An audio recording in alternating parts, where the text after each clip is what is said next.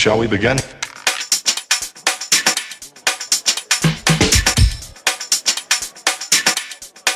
Let's begin now.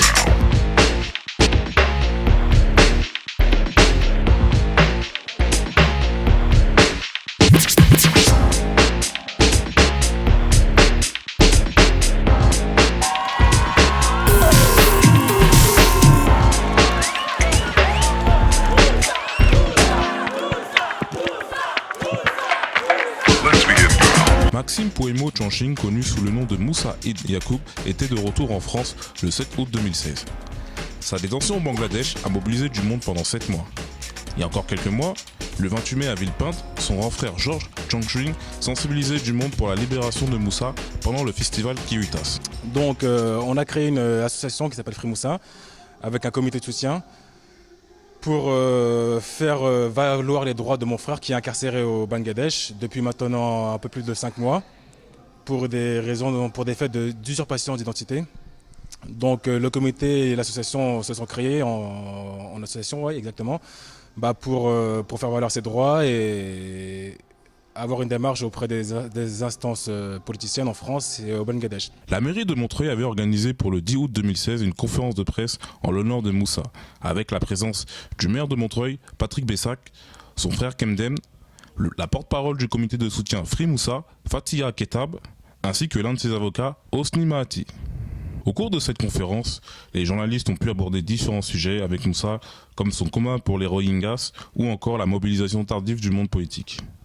Est-ce que vous n'avez pas le sentiment, quand vous étiez en prison, qu'à travers vous, on a fait un peu le procès de Baraka City et aussi estomper le fait que vous êtes allé pour une cause, parler de cette cause-là, mettre un peu la lumière sur les gens que vous êtes allés aider. Vous n'avez pas le sentiment que tout ça a été effacé dans un procès d'intention sur votre personne, mais aussi sur Baraka City, qu'on a un peu fait exprès d'oublier que avant tout, c'est une ONG qui se bat comme les autres ONG. Alors, oui, moi je l'ai dit, ça rejoint un peu la question qui a été posée auparavant concernant les élus qui se mobilisent ou pas. Il y a eu des maladresses, je pense, de la part des médias, des parlementaires, des personnes qui auraient dû prendre des positions très claires nous concernant. Et comme là, quand je me répète encore une fois, comme l'a très bien dit Maître Mati, il n'y a pas eu... il y a eu directement, je pense, des jugements de valeur sans réellement aller dans le fond et essayer de comprendre qui était Baraka City et qui était Moussa. C'est vrai que cette question n'a pas été posée dès le départ lorsque j'ai été incarcéré. Ça a mis du temps, mais ce que je retiens avant tout, c'est qu'il y a plus de 400 000 personnes qui ont signé pour ma libération. Et ça, je pense que ce n'est pas souvent que ça arrive.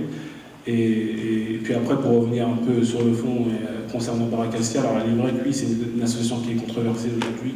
Il faut se poser les bonnes questions. Pourquoi elle est controversée? Parce que moi, ça fait 3 ans que je suis à Baraka City et je peux dire que oui, cette association, c'est une association que je défends ses valeurs, parce que c'est avec cette association que je suis parti au Bangladesh. Alors après, il y a eu peut-être des maladresses, il y a eu peut-être des choses qui ont été mal maîtrisées, mal comprises.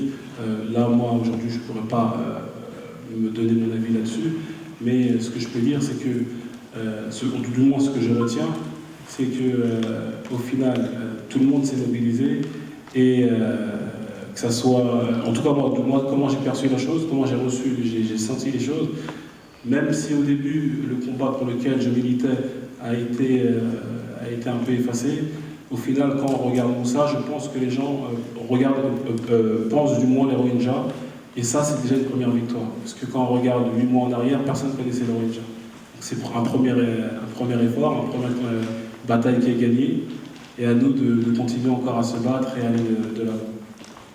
À la fin de cette conférence de presse, il présenta son nouveau projet humanitaire au Bangladesh, Bani Street, par le bien d'un film. Environ 200 personnes s'étaient réunies devant l'hôtel de ville de Montreuil pour célébrer le retour de Moussa et assister à la levée de son portrait.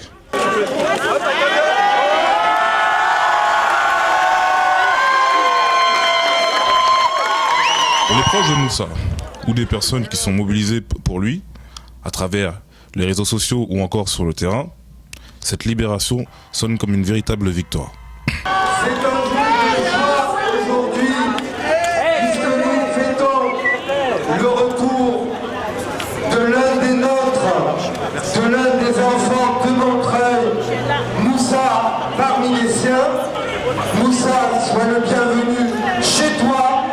parmi les tiens. Quels ont été vos actes et les premiers instants que vous avez pu le serrer dans vos bras? C'était un grand soulagement. Au début, je n'y croyais pas.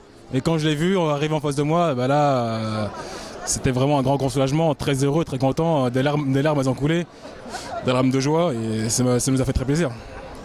J'étais toute heureuse. Hein. Voilà, on a dansé pratiquement toute la nuit à la rue de Paris. Hein, voilà. On était tout le quartier était vraiment tout ému de voir Moussa arriver. Voilà. Comment vous avez vécu ces 7 ou 8 mois d'absence de votre fils quand même en prison, sachant que c'était pour des causes injustes, et aussi le manque d'engagement de la diplomatie française qui s'est fait un peu forcer pour s'exprimer sur le sujet?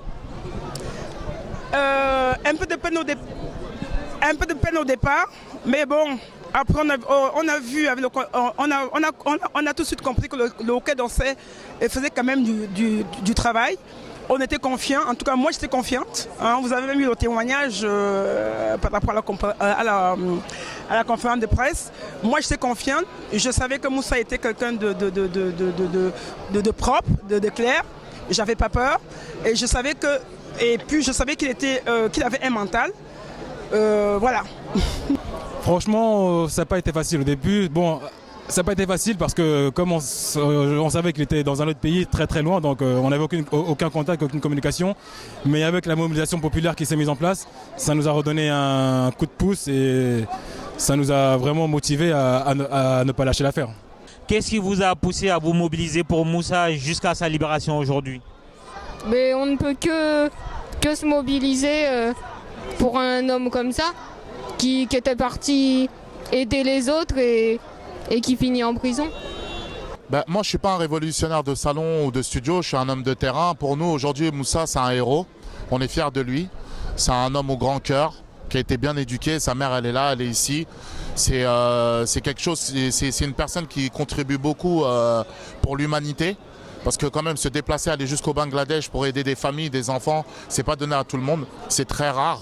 Et c'est pour ça que dès le début, j'ai tout de suite apporté mon soutien parce que voilà, je trouvais son acte admirable et formidable et tellement généreux qu'on ne pouvait pas passer à côté. Vous savez ce qui est fort dans cette histoire, c'est qu'il y a 7 mois, j'étais en prison et j'étais seul dans cette prison. Et il y avait personne autour de moi, et je me suis retourné exclusivement vers mon Seigneur, et regardez ce qu'il m'a donné.